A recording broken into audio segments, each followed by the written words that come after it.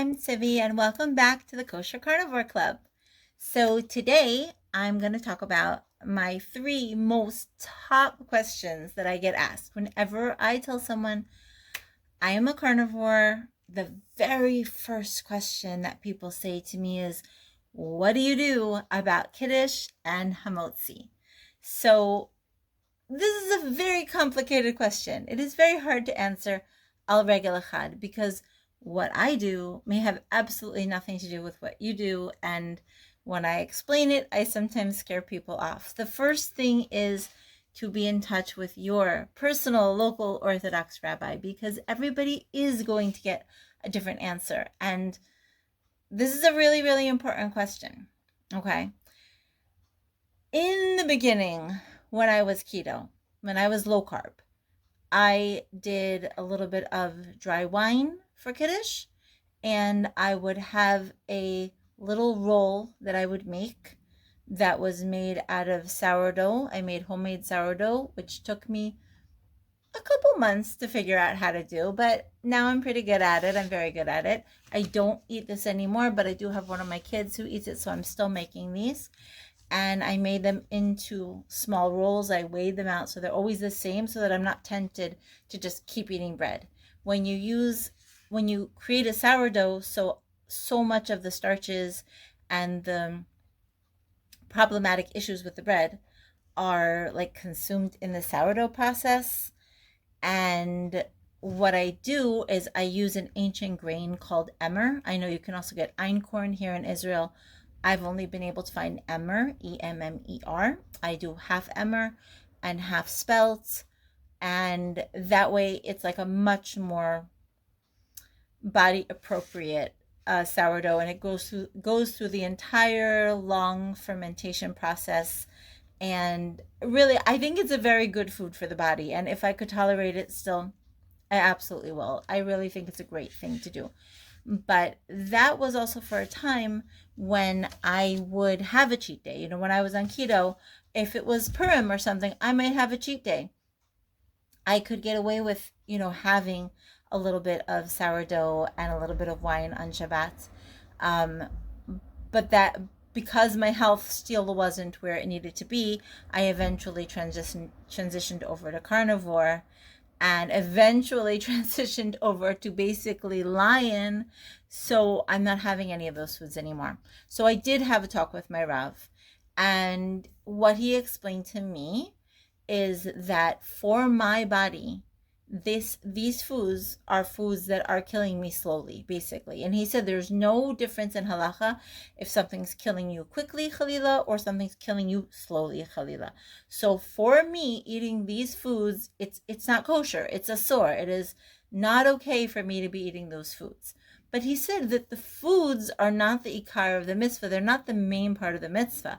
The main part of the mitzvah is Kiddush itself. The main part of the mitzvah is the Hamotzi itself, that we're connecting with Hashem and we're thanking Him, we're connecting with Shabbat and the meanings behind it and everything. Those foods are there to help us to connect and to raise up our lower souls, and to, there are reasons that the foods are there. But my job is to work harder and to get there without actually consuming the foods. So that is what I do. If I am, let's say, alone, like sometimes it'll happen that I want to make Kiddush. It's after shul, my family doesn't want to eat yet. For whatever reason, we're not eating yet, and I want to have something, and I want to make Kiddush. And so I will take my meat, and I will say the nusach of Kiddush, and I will say that with a shehakol, and I will then consume my personal food. But normally, there's somebody else saying Kiddush, and so I say amen, to their bracha. My husband is very close to carnivore, and he wears a continuous glucose monitor, and he found that instead of using dry red wine, his body does much better with a shot of whiskey. So he does a shot of whiskey for Kiddush, and that works for him. So you have to figure out what works for you, where you're holding, and speak with your Rav and see what they say. The second top question that I get asked is, oh my goodness, you eat basari, you eat fleishiks for breakfast. What do you do? So first of all, you don't have to. I mean, you can have heavy cream, you can have eggs, you can have all kinds of things that are not basari. In the Goyish world, I don't think they have an issue with it because they're used, first of all, they can mix basari and chalavi, but also they're used to having meat products. They're used to having sausages and bacon and eggs, meat in their breakfast. But from people, it seems to just make them completely panic. Like they forget that eggs and chalavi exist. Now, for me personally, I can't eat eggs. I can't eat chalavi. So sure, I would technically be eating basari for breakfast, but if you're already carnivore, you know that you don't need to eat as often. So I daven, I exercise, I take care of my kids, I do all kinds of things in the morning before I eat. And by the time I'm eating, it's basically brunch. That being said, I would have absolutely no problem at this point, 2+ years into it, eating basari for breakfast if I wanted to. I have absolutely no problem with it. And I also have no problem being basari because I can't eat chalavi anyways, because it would make me feel absolutely sick. So, yeah, that's my answer to that one. The third most common question that I get asked as a kosher carnivore is, how do you cook for your family? I mean, Baruch Hashem, most of us have family, larger usually than the average person in the world. So I personally, most of my kids are grown. I have 2 kids still at home, but they're teenagers. And I did keto, by the way, when they were little, and I definitely tried to steer them and teach them and educate them towards more health. But if I had a baby now, which is not happening, but if I did, I might even, raise that baby carnivore. The main thing is, no, I do not force my family to be eating the way I'm eating. I make food for them. In the beginning, it was very hard. I would slip up. I would feel awful. Then I learned my lesson. And over time, those foods became less and less tempting to me because I would either feel awful, gain weight, or feel awful and gain weight. And it just felt, bad. So eventually you disassociate those foods with pleasure anymore. Even if it was just vegetables or something that tempted me, I would feel horrible from it. So eventually you just aren't tempted anymore. I do a lot of food prep so that food is easy for me. I don't have to be cooking a whole lot.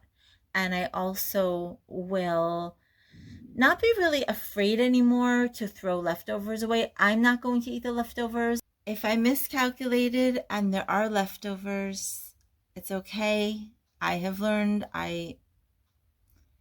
if it needs to go into someone's body, they used it. And if it needs to not, it made them happy. It was there. There was shefa. There was abundance.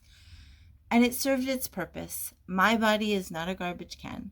So I have learned to just wrap it nicely, thank Hashem, place it in the garbage. Obviously, if I have guests, sometimes I can send them home with a care package. Sometimes my older children are thrilled to take leftovers home with them after Shabbat. But it can't always be helped. So I've learned to sort of look at food waste in a different way. Obviously, no meat goes to waste. There's always something to do. If there should happen to be leftover meat, that is a very rare occurrence. So yeah, that's how I deal with these 3 top questions. And I would absolutely love to hear from you. So if you got something out of this and you'd like to stick around, then like and subscribe, and welcome to the Kosher Carnivore Club. Let's build this together. Bye.